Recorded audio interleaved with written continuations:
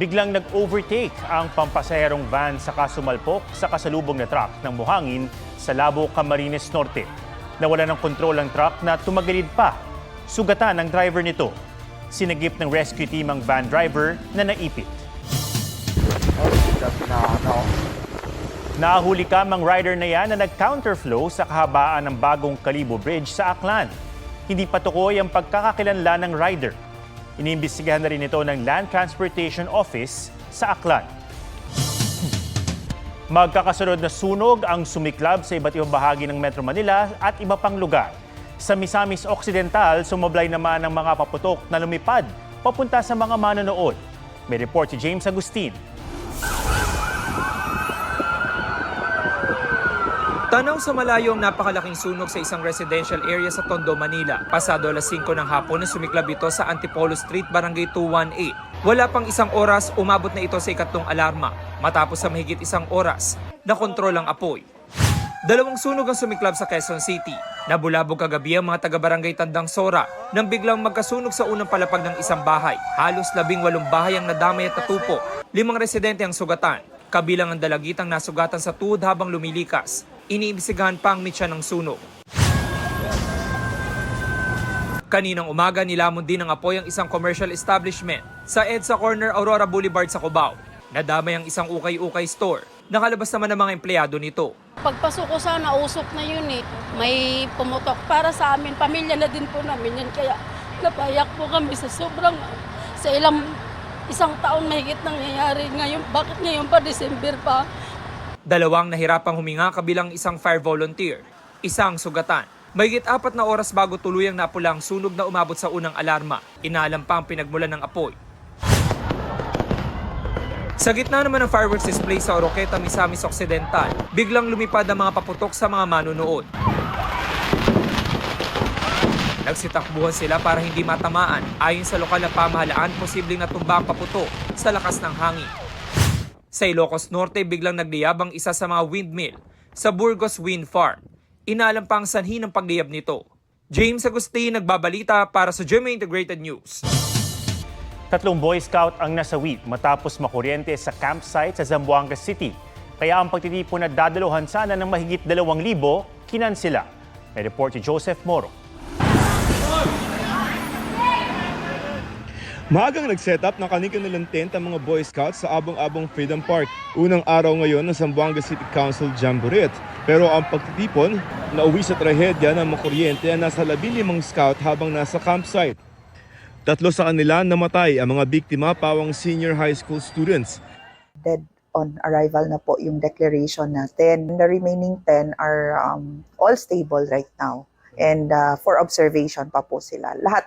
Ayon sa kapitan ng barangay, pinagtutulungan ng mga scout na ilipat ang isang tent nang mangyari ang insidente. Itong live wire na ito, tapos dinala sila itong tent, bumangga, nagkuryente sila. 12 isinugod sa ospital, 9 sa kanila nagtamo ng matinding sugat. Dahil sa nangyari, kinansela na ang aktibidad at pinauwi ang mahigit 2,000 Boy Scouts. Hindi talaga safe yung lugar nila. Dapat sana pag may mga activities, dapat 100% safe talaga yung mga bata. The Boy Scouts of the Philippines Zamboanga City Council will take full responsibility of what had happened. What happened was something unforeseen and nobody wanted it. Bumuo na ng task group ang Zamboanga LGU para mag-imbestiga. Pero paano nga ba maging laging handa sakaling may makuryente? Paalaala ng mga eksperto, huwag hahawakan ang biktimang nakuryente. Sa halip, gumamit ng kahoy o tuyong lubid para mahiwalay ang biktima sa kuryente. Hayaan ding nakahiga ang biktima. Kung kinakailangan magsagawa ng CPR, agad ding dalhin sa ospital ang biktima. Joseph Morong, nagbabalita para sa GMA Integrated News. Itinuturing ng Department of Justice na seryoso si Vice President Sara Duterte sa kanyang mga banta laban sa Pangulo, First Lady at House Speaker. Yan ay matapos sabihin ng bise na hindi niya pinagsisisihan ang mga binitiwang salita. Sabi pa ng DOJ, sinayang ni Duterte ang pagkakataon na magbigay ng panig matapos hindi sumipot sa investigasyon ng NBI sa ikalawang pagkakataon. Kahapon, sinabi ni VP Sara na hindi siya makakakuha ng patas na investigasyon dahil nasa ilalim ng DOJ ang NBI. Nanindigan naman ng DOJ na magiging patas at matuwid ang investigasyon nila. Iniimbestigahan si Duterte para sa grave threat at posibleng paglabag sa anti-terror law.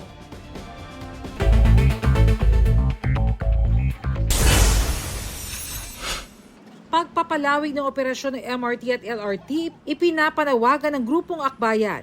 Nangalap ang grupo ng pirma para ma-extend ang biyahe ng mga tren hanggang alas 12 ng hating gabi. Sa ngayon kasi 9:30 p.m. hanggang 10:15 p.m. ang huling regular na biyahe ng MRT at LRT. Bahay nasira na magkahalong baha, putik at bato na rumagasa sa gilid ng bundok sa Esperanza, Sultan Kudarat. Makapal na putik iniwan ng baha sa Datu Abdullah Sangki, Maguindanao del Sur. Dagdag singil sa tubig ng Maynilad at Manila Water sasalubong sa bagong taon. 7 pesos and 32 centavos per cubic meter ang itataas ng Maynilad. 5 pesos and 95 centavos naman sa Manila Water. Bahagi raw ito ng rate rebasing adjustment ayon sa MWSS Regulatory Office. Bernadette Reyes, nagbabalita para sa GMA Integrated News. Selena Gomez engaged na sa music producer-songwriter na si Benny Blanco.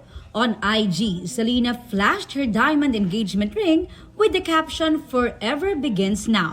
Nag-comment naman si Benny calling Selena his wife.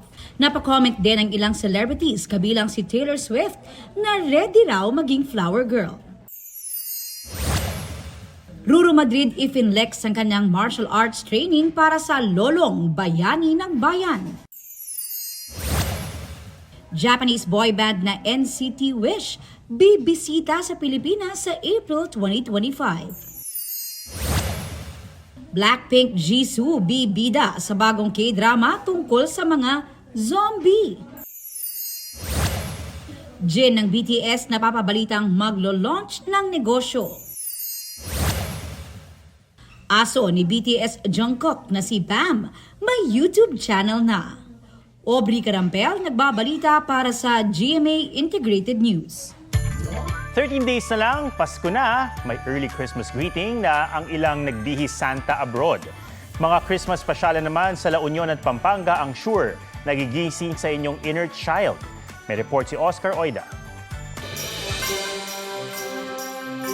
The night is sparkling sa San Fernando, La Union. Fairy tale ang feeling sa dami ng palamuting paru-paro. Gaya ng Christmas tree na ito. Pero ang bida, ang enchanting flowers ng 8,000 bougainvillea lanterns. Sa Santo Tomas, Pampanga, royalty ang peg ng kanilang Disney-inspired castle. Aliw ang projector display.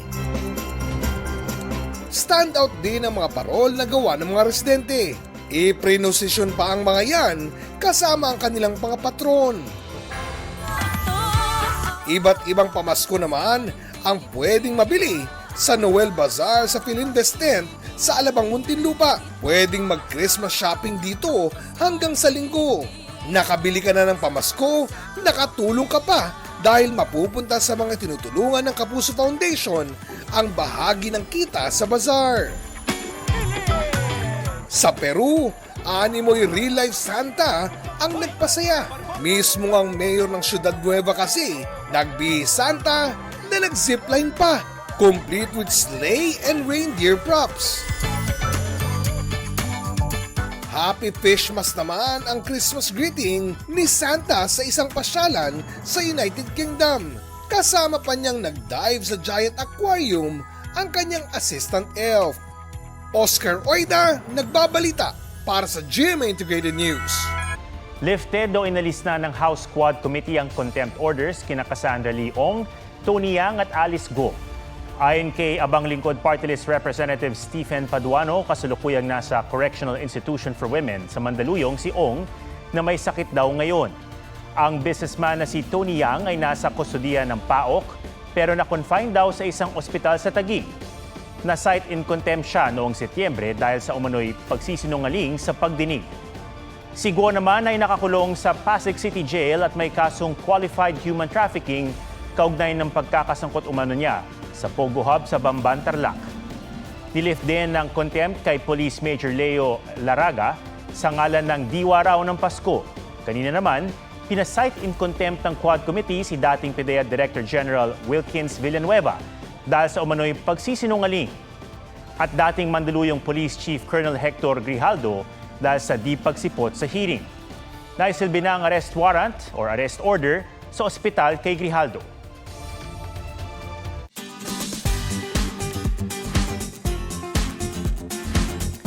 Kung nanonood ka ngayon, baka sign ito na mananalo ka sa raffle. Aliw kasi ang winning moments ng ilang nag-manifest at nabunot sa ilang Christmas raffle. Ang mga lucky winners, pusuan sa report ni Ian Cruz. Pambihirang papremyo,